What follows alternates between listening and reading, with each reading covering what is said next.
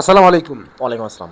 আমাদের এই বাংলাদেশ, আমরা বৃদ্ধাশ্রম মুক্ত বাংলাদেশ গঠনে আমাদের হলো ভূমিকা, আমাদের এই সংগঠন, আমাদের এই প্রোগ্রাম সবকিছু মিলে আপনি এখানে আজকে অতিথি হিসেবে এসেছেন, আপনাকে কেমন লাগলো?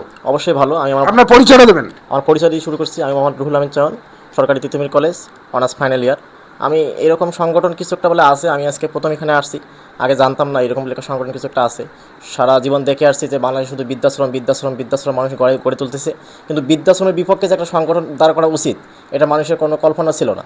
আজকে আমি এখানে এসে অনেক আনন্দিত এবং এই সংগঠনের জন্য অবশ্যই শুভকামনা। আমি সবাইকে বলবো যে আর কত বৃদ্ধাশ্রম, আমরা সবাই নিজের মা বাবাকে নিজের সাথে রাখবো এবং বৃদ্ধাশ্রমকে না বলবো, এবং যেখানে বৃদ্ধাশ্রম হবে সেখানে তার বিরুদ্ধে প্রতিবাদ করে তুলব।